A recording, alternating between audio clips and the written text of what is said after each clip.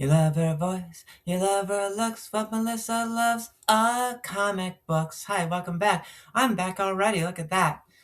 So let's see here. What are we going to talk about today? Well, we're going to talk about bangs, right? Because I love Zoe Deschanel, and my theme song is kind of based on the New Girl theme. And I decided to give myself bangs, and I did this myself, and it doesn't look great, does it? I can see right now on my camera. There's a little uneven, and that's what I get for doing it myself. But we're gonna look past that. I'm not gonna pay any attention to myself now. I'm just gonna look at my notes, and we're gonna talk about Ace Comics. So let's see here.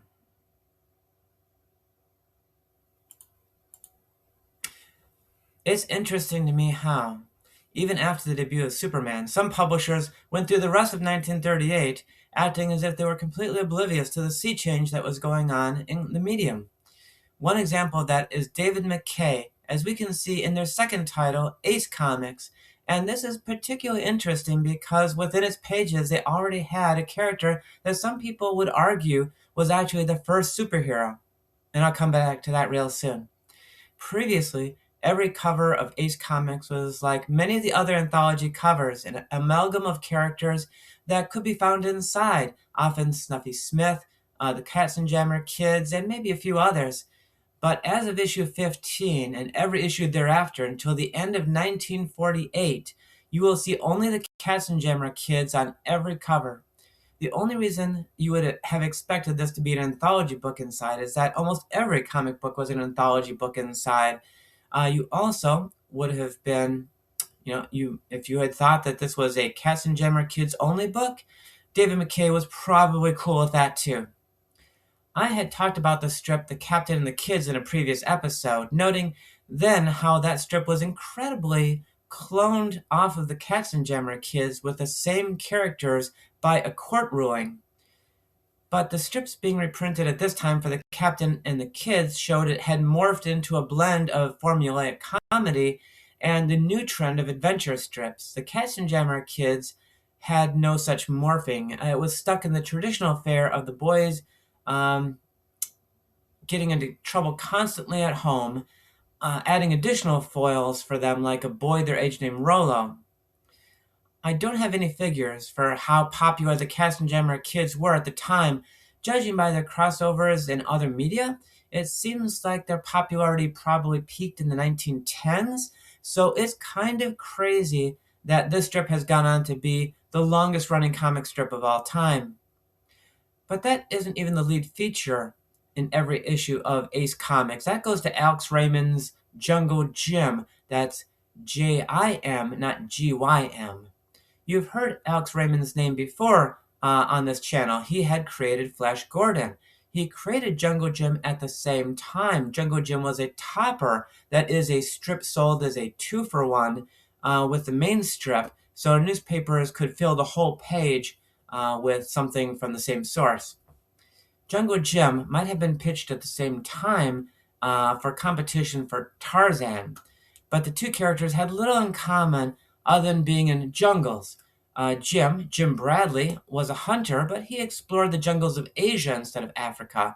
He also didn't do a lot of hunting, at least not of animals, since he was usually after smugglers and other types of criminals, that sort of animals.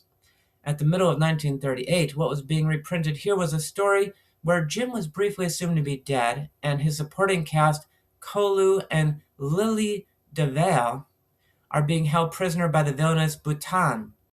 Kolu is a loyal ethnic manservant in the tradition of Lothar.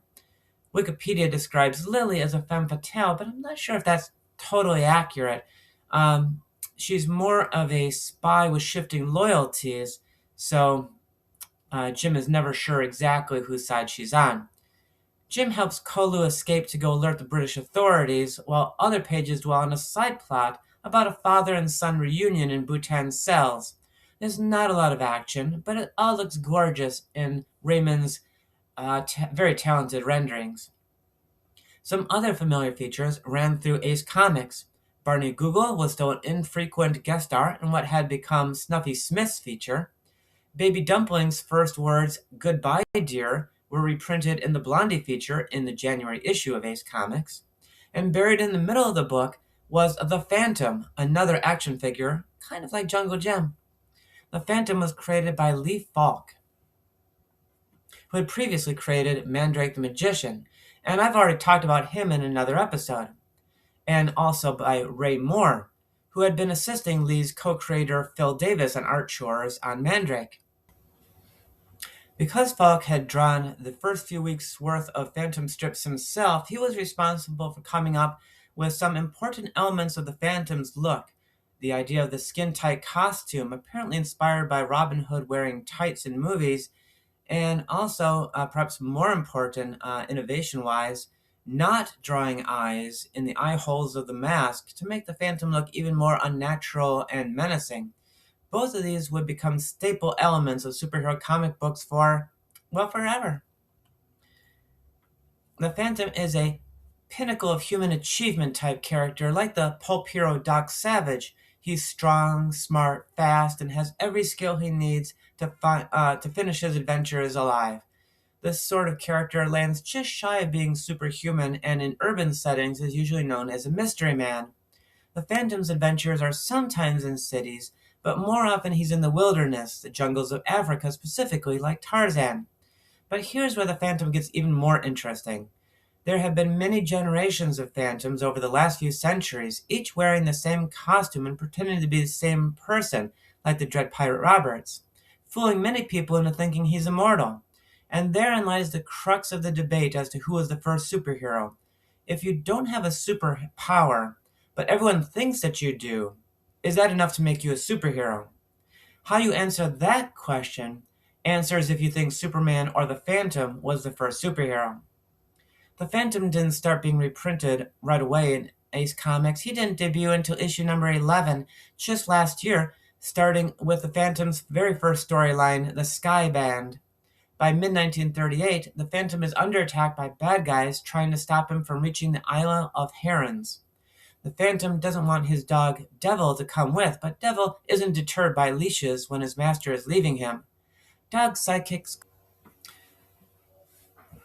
Dog's sidekicks go all the way back to Buster Brown and Tige, and were popular because of Little Orphan Annie and Sandy, and even Dan Dunn had his wolf already in the crime fighting genre.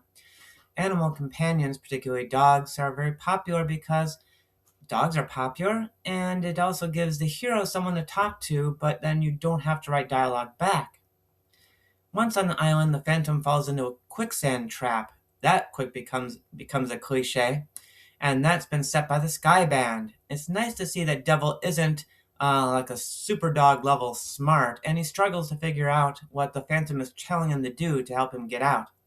They search the entire length of the island together, but can't find the bad guys anywhere. Even when they see a plane coming in for a landing, the Phantom can't see where it landed. Will he figure out that the Sky Band is underground? You'd have to read the next issue to find out. But we won't because I only have access to issue 15 and not the follow-up issues. The Phantom has been reprinted over the years. There was The Phantom, the complete newspaper dailies packaged by Hermes Press around 2019, but those volumes go for $50 to $90 on eBay, so I won't be owning them even if I was a big Phantom fan. And that's all I have to say about Ace Comics anyway. Next episode, we'll move on to discussing how Dell expanded their product line right after Superman came out with a book called Crackerjack Funnies. I hope you join me then, and bye for now.